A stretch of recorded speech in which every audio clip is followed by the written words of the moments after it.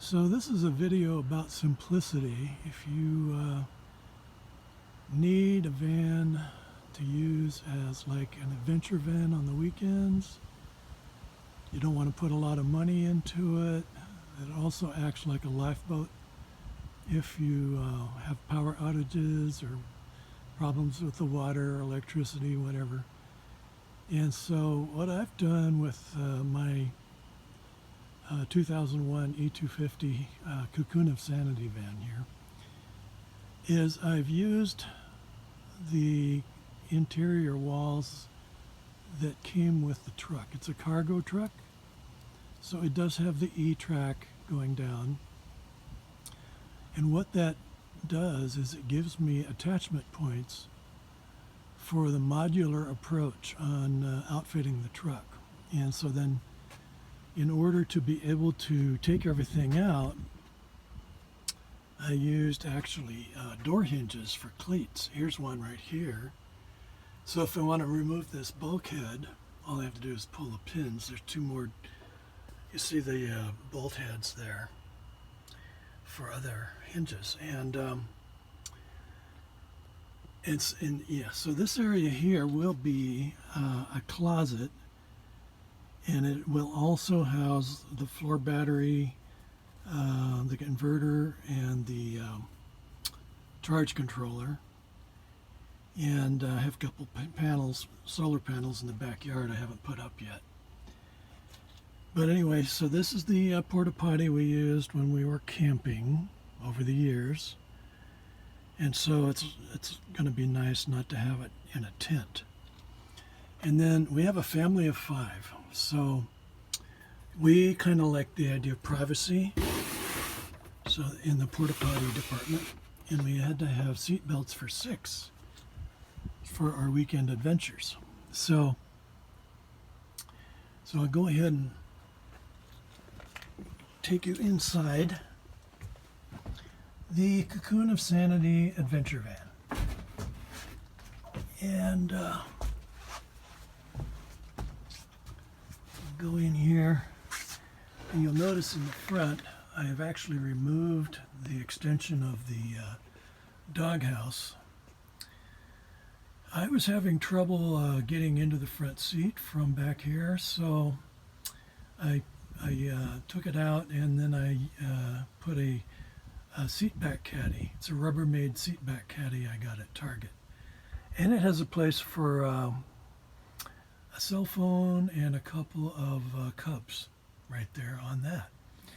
And then down here there's a little drawer on the seat base, and I actually end up usually using that for extra drink holders or what have you. Now, the floor, I really used the stock floor that came with it, and but I took the rubber mat out and put underlayment in there, and then these planks that just click together. And so that's what I did with the floor. So the insulation on the floor is what came with the cargo truck from Ford. Now this this nightstand here, it was at the side of the road. Somebody just wanted to get rid of it, so it was free. And then I ordered some twist locks on Amazon to keep that from opening up. The bottom drawer there, I had to resize that to get around the wheel well. I don't know if you can see it very well, but there's a crisscross pattern on that bulkhead, and that's the seat belt retractors right there. But that is a shower curtain that was gray, and I painted it white and stapled it to the bulkhead. So I just wanted to break up the view a little bit. And then this here,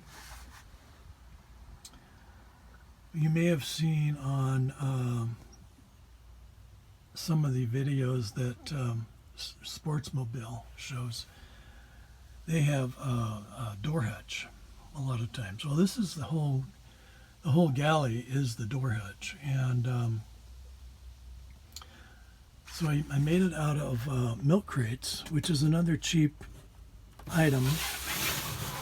And then I put, I think these are $7 or $8 at Walmart. But a milk crate, these canvas boxes will fit right in there. And then the water tanks, they're just these 2.5 gallon jugs you pick up at Safeway, and I laid it on its side with the spout pointing up. So now the sink pump hose can go right into the spout. And then the top there is a table leaf from one of our old dining room tables. And that's our old spaghetti pan that's been in the family on there.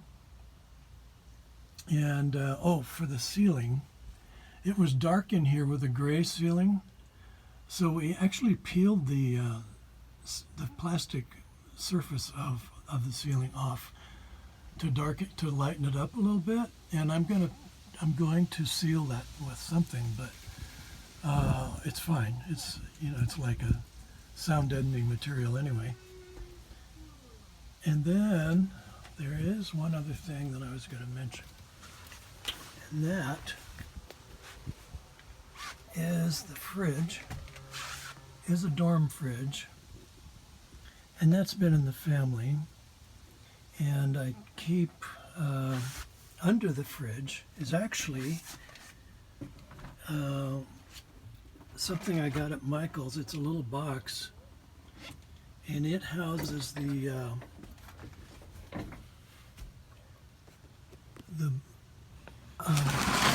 butane stove. Yeah, it's right there. And then over here, that is a repurposed child's jewelry box full of screws. And then behind it is actually my toolbox, which used to be the container for the burner. Yeah. So these are some things. I shouldn't forget, though, to mention the key clamps. So you can buy pipe, cut it to length, and then for fittings, key clamps are tightened up with Allen screws and an Allen wrench. And the tip of the Allen screw is a cutter that actually cuts into the pipe. So it's a really good method to attach something actually to the, to actually bolt it down to the floor, and provides a very stable seat. And then the other explanation is that these seats, these seat covers, were actually $23 a piece at Walmart, and they actually go on outdoor patio furniture. So for under $100, I ended up with, the starter seat covers. And the table, seat cushions. And the table is actually made up of scraps out of the wood pile, including some sticks of wood that came out of a fence that blew over. And it's attached to the usual thing that you attach a wall to. It's like a French cleat type thing. And so I do need to get a different prop, though, for the table, because that's a retired tripod right there that I'm just using temporarily. So that and the closet and the electronics are yet to go in. But this gives you a few ideas of some things that you can do with stuff that you already have. Because we've got things that, like the sink, tabletop, table, the interior of the truck in general, and a porta potty. All that stuff was just laying around. And so, oh, there's room for a microwave on top of the fridge. But it just shows you it doesn't take a lot of money to do this. You have to buy the seat belts, and you have to buy, you could get them at Pick and Pull, but I mean, I got them on Amazon, and I got the twist locks for the nightstand, and I bought the key clamps at I think it was Home Depot. And again, this material here, this white sheet, is very thin. It's called Decorative Panels International, 4x8 sheet for $19 now. It was $17 when I bought these, but it's easy to work with and very handy. That's what the potty door was made out of. And but anyway, so that's affordable. And by the way, this is held up with it's attached to the door with fender washers and turnbuckle, not turnbuckles, but wing nuts. And then it's held up, maybe you can tell, by a little angle iron piece there that holds it up. And the wing nuts only hold it against the door. And then the nightstand is held to the E-track with turnbuckles and S-hooks. Yeah. So that's an idea of what you can do with if you only want to have what you need. It's not going to be fancy. If it was a high top extended truck, I used to work in a furniture factory making furniture. I probably would have seen what my potential was. But all we really needed was something functional. Yeah. So if you like this video, please subscribe. And thank you very much for watching.